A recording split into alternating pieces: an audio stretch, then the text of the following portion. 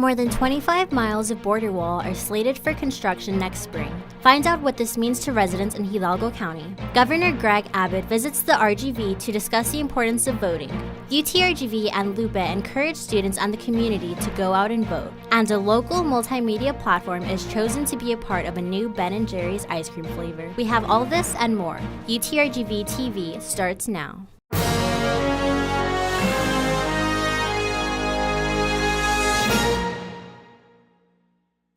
Thank you for joining us on this week's UTRGV-TV edition. I'm Rocio Villalobos. For this week's top story, more than 25 miles of border wall are slated for construction next spring.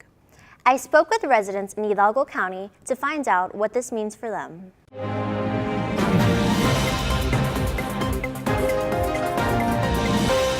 About 7 months ago, Jose Alfredo Cavazos received a letter from the government asking him to sign off to having a portion of his 77 acres of land in Mission surveyed for an environmental assessment. This map shows his land. The blue area is a portion the government is requesting to survey. The red figure is a portion where the wall, which is recently announced to begin undergoing construction next February, would be built. Cavazos opposes the wall and worries that its construction would bar access to his land, which he receives his income from by renting plots and raising livestock. How are we going to get in? They don't know. Right. They can't tell us. On September 25th, U.S. Customs and Border Protection followed up with another letter, which reads in part, "Because the government has an immediate need to enter your property, it will be necessary to file an action in federal district court to allow us to enter." This letter was followed up with another on October 3rd from a U.S. attorney welcoming the opportunity to meet up and address concerns for what effects the survey might have on the property. But Cavazos is adamant about not signing. Along other cities near the Rio Grande River, border gates have been installed to prevent illegal crossings. Some residents say, however, that it is not a deterrent and that immigrants frequently cross to surrender themselves for asylum. The constant surveillance along the river has some residents feeling uneasy. I was here yesterday. In less than 1 hour, I counted more than 20 Border Patrol units, 4 DPS units, 1 game warden, and 4 city policemen. Anzaldúa has a background in law enforcement and has ideas on how to remedy the issue of border security. This is rehabilitation, education, and law enforcement. But they tend to throw law enforcement only. Law enforcement is not going to resolve the problem. In a letter addressed to state officials, Validia Cavazos, Fred's sister, explains how the proposed wall will affect her brother and sister's livelihood and will make their land a part of Mexico. The Cavazos family, with the support of locals facing the same prospect, is prepared to fight to keep their land. In Mission for UTRGV-TV, Rocio Villalobos. In other news, an RGV independent media platform was chosen to be a part of a Ben & Jerry's new ice cream flavor. Our reporter Renata Cruz has a story.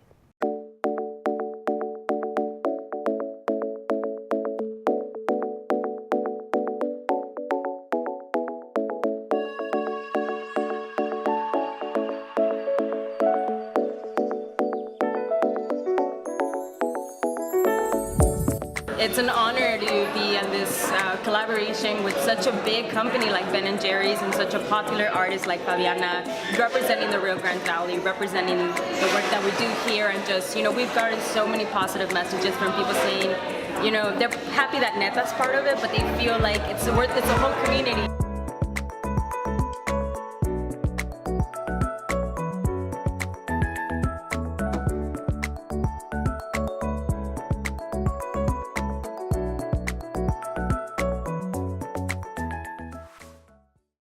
Governor Greg Abbott visited the Rio Grande Valley along with other city officials to discuss the importance of voting. Our chief reporter, Eliana Moreno, attended the event to bring you more.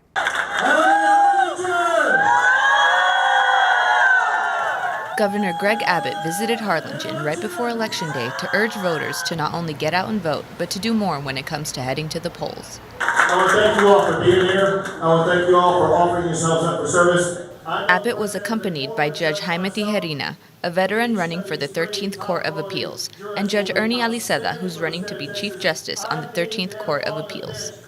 I spoke to Judge Jaime Tijerina about researching the candidates to make a choice before heading to the polls. Most candidates, all the way down to Justice of the Peace, have either social media presence or websites. So if you don't know who a candidate is, it's real easy in this day and age. Just pull out your phone and look them up.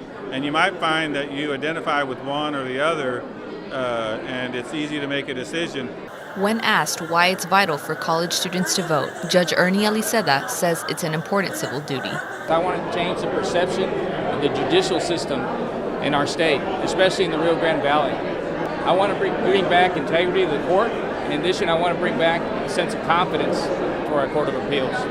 And I think it's important for students to show their voice and show whoever the candidate they prefer, but go vote. It's really important.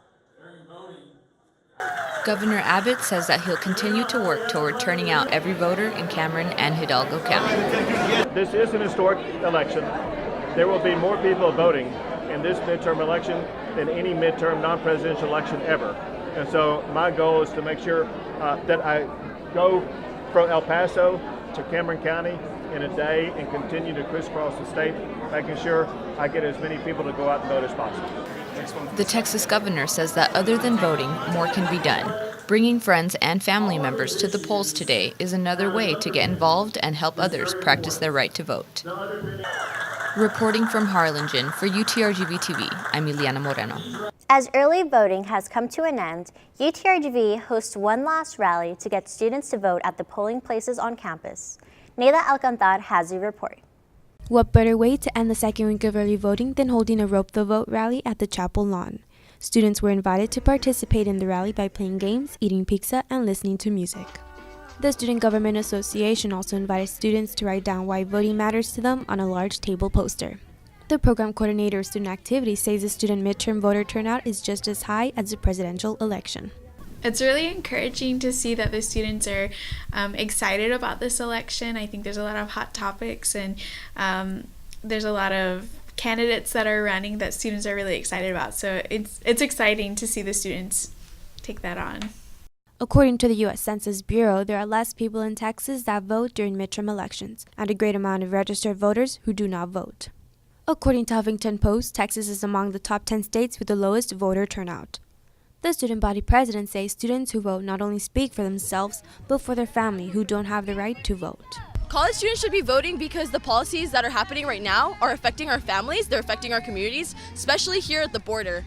Our undocumented population, we have approximately 1,000 students. The policies that are being created right now, the politicians that are making these policies can be voted out. So if we get out there and we get out the vote, then that means that future generations won't have to suffer because of our negligence to voting. From Edinburgh for UTRGV-TV, I'm Neida Alcantar. LUPE hosts a voting rally featuring a celebrity speaker.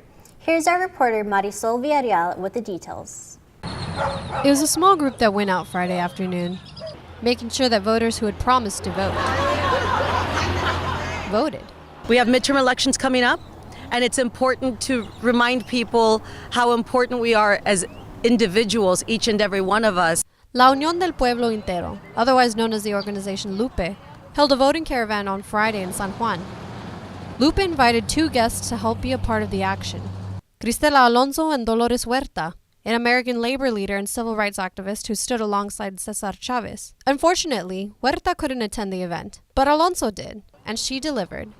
This is my stomping ground. This is my neighborhood. If you want to make true change, you got to go back home and change it from there. Alonso is a comedian, actress, writer, and even produced her own show on ABC's Cristela. ¿Y los carros son todo el día?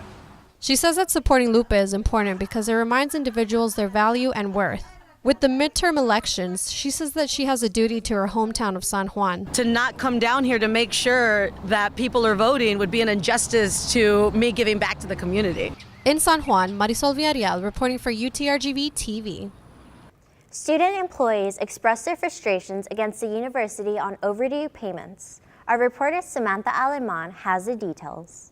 The Student Workers' Labor Rights recently delivered a letter to administration regarding late payments and how they can improve this problem. In the letter, it suggests that the university notifies the student when they will be paid, a timeline of the payment, and who they can contact regarding their payment. Kind of collectively wrote a letter to President Bailey and Vice President Graywall and Alvarez McCatton to kind of bring to their attention kind of the extent and gravity of the issues that we've been facing with late pay and with lack of communication about late pay. The motive to organize and create the group was from personal experiences the students faced. I was getting paid bi-weekly, so that's 2 pay periods that I didn't get paid for until late in September, and that's unacceptable. So about 5 weeks in, I still had not received any paid payment. At that point, I was actually dropped from all my classes because my tuition wasn't covered. This not only affects one department, but various around the university system.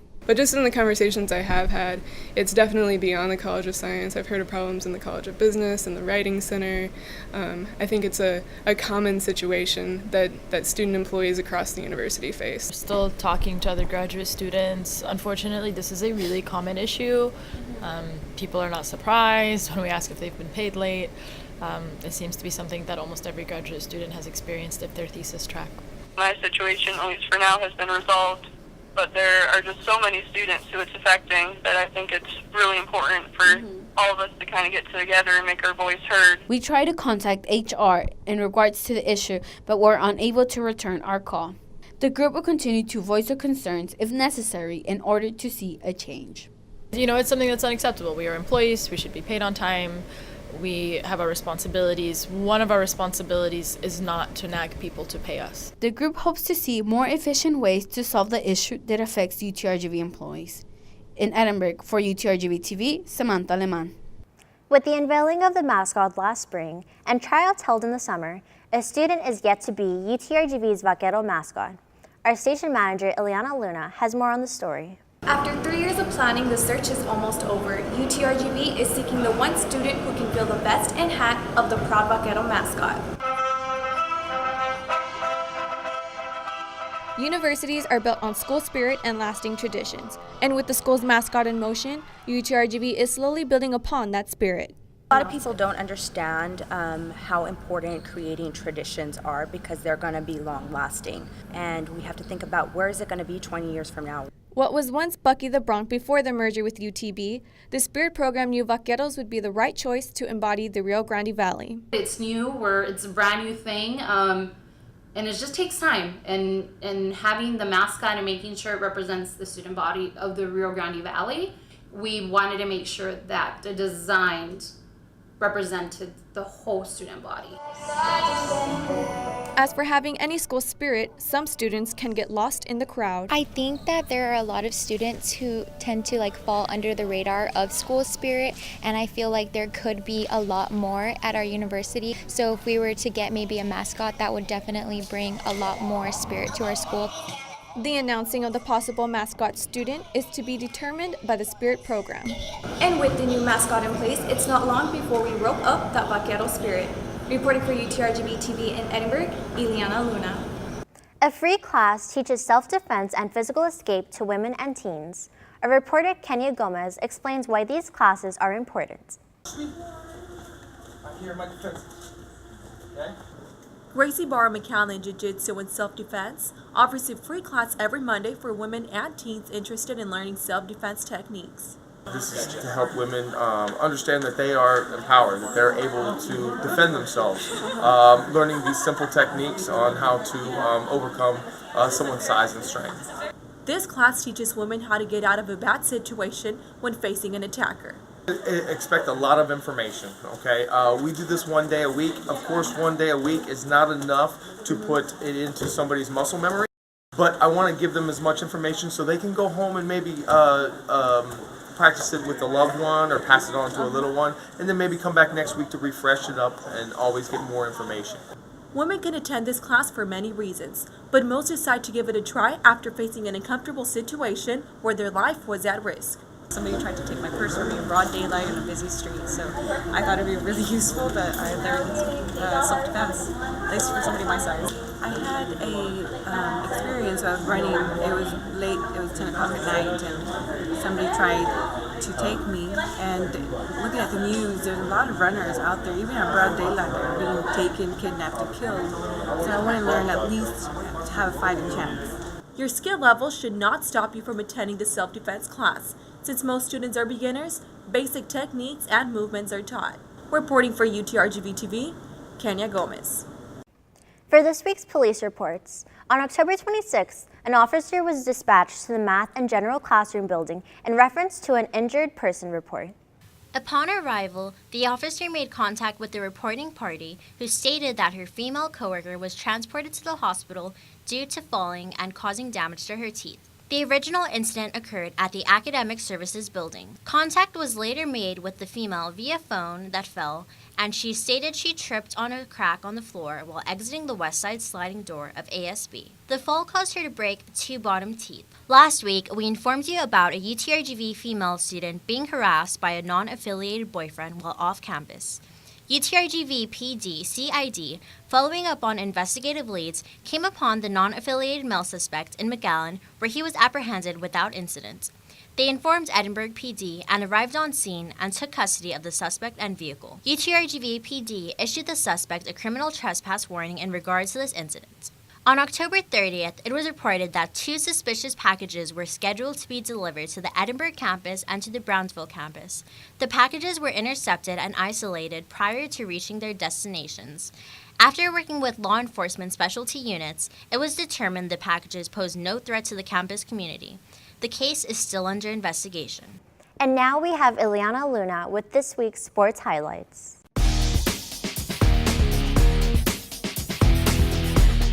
On this week's sports highlights, men's soccer shuts out University of Incarnate Word with 5 saves. UTRGV's goalkeeper Andy Rios was on a roll Saturday, November 5th. At 21 minutes in, a pass from William Akio, assisted by Matt Buwaller, was shot by number 9 Kyle Edwards, scoring 2 goals, and assisted by number 16 Ruby DeLusma.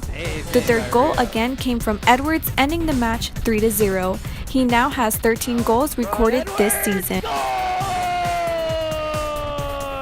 And here's a few words from head coach Paul Lees. I think it was a very professional performance, so credit to the boys. We talked about it. Always difficult, playing a team that kind of has nothing to lose, there's no fear, and they put up a good fight. It was important that once we got the goal, we did take control of the game, and I think we did that.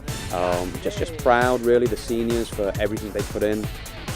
They've helped build this program. That does it for this week's sports highlights, but to keep up to date on full schedules and tickets, visit goutrgv.com for the latest. Reporting for sports, Ileana Luna.